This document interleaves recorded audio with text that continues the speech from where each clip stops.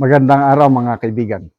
Bigyan natin ng reaction opinion itong post ni Billy Don Quixote. Kailala ko ito, retired general ito. Isinare lang niya ang post ng Davao Breaking News tungkol sa pagsasalita ni Professor Winnie Monsod, isang veteran na economist sa Supreme Court oral arguments laban sa unprogrammed allocations ng budget ng Administrasyong Marcos. Summary ay sinabi niyang talamak ang ginagawa ng Administrasyong Marcos na nakakasira na sa development goals ng Pilipinas, ang mga pobre lalong nagiging pobre dahil sa kapalpakan ng administrasyong ito. Veteran economist Solita Collas Monso delivered a sweeping data-driven warning before the Supreme Court of the Philippines, arguing that the country's evolving budget system has not merely replaced the old pork barrel system, it has transformed into a more expansive, less visible, and ultimately more consequential mechanism with real economic and human cost. Appearing as amicus curiae in the consolidated petitions, including one involving Edsel Langman, Monsod framed the issue not just as a constitutional dispute, but as a defining question of governance. Her conclusion was stark. The Philippines' development goals are being undermined, and ordinary Filipinos are bearing the problem. So, nang dahil sa ginagawa ng Marcos Jr. Administration, yung maganda sana na Philippine development goals, hindi na natutupad. Kasi, yung budget every year, President's budget, ang target niyan is para yung development goals, economic target goals matupad. For 3 straight years, 23, 24, 25, puros hindi nasusunod yung President's budget. Sinachap-chap, lalo na ang 2025. Puros singit o insertion, inclusion, budget insertion ng mga kongresista, mga lawmakers. Kaya ang dami yung program allocation. Kaya nangyayari, so ang talunan, walang iba kundi ang mamamayang Pilipino. Yun po ang sinasabi ni Solita Collas Monsod. I don't know kung ito ba si Professor Winnie? Siya ba? Solita Monsod is Winnie Monsod? I'm not sure.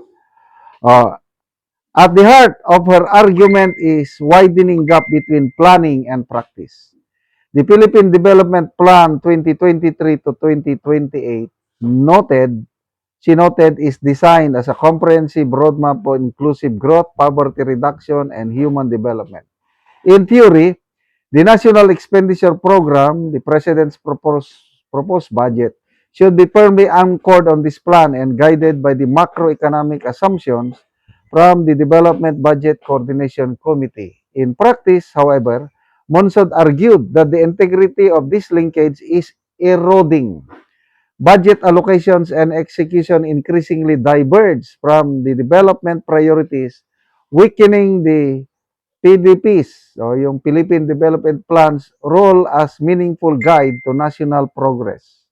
So, yan, hindi nasusunod yung Philippine Development Plan. Maganda yung plano, ang pag-execute pangit kasi ang mga mambabatas isinisingit yung gusto nilang mapunduhan. Ang mga flagship programs ng gobyerno, yung big ticket items, foreign assisted projects, example, metro subway, railways, kung ano-ano pang malalaking infrastruktura, may budget na nakalaan sa President's Budget or National Expenditure Program. Pagdating sa Kongreso, tinatanggal nila yung budget. nilalagay sa unprogram funds para magkaroon ng fiscal space ang mga kongresista, maisingit nila yung gusto nilang gawin. Ganon po ang nangyari for the past 3 years. Kaya, may alibyo ba tayo? Gumaan ba ang buhay ng mamamayang Pilipino mula nung umupo ang administrasyong ito?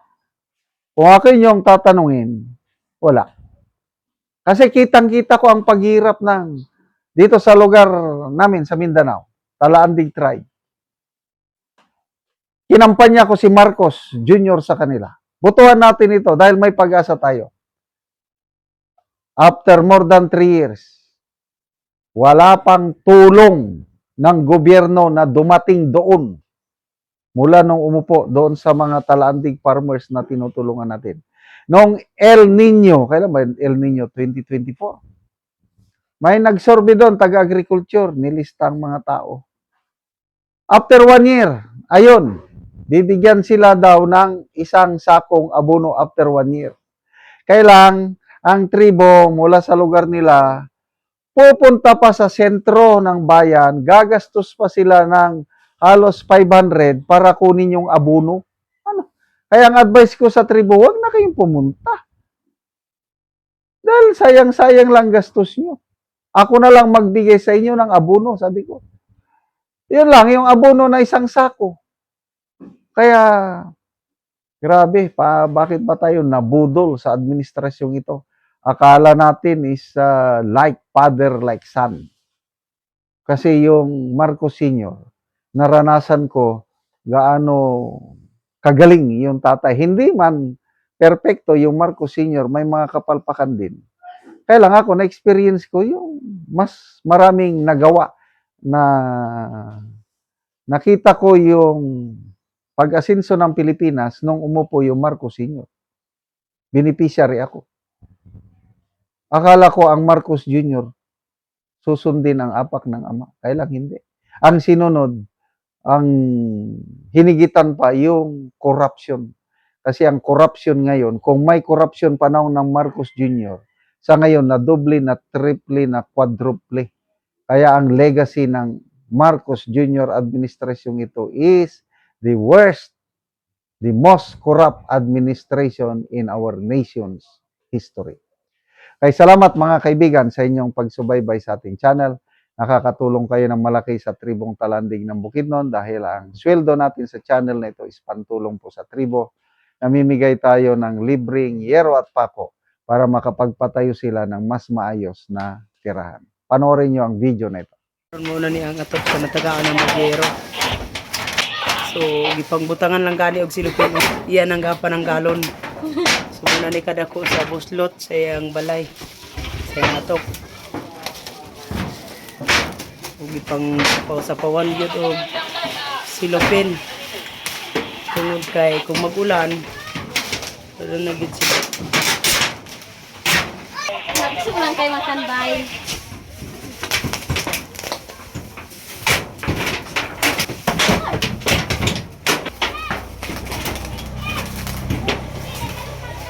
Huwag muna ni ang yero nga among gihatag.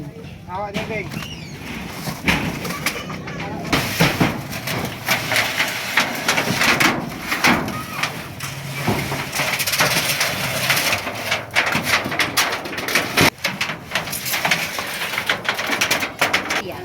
Oo.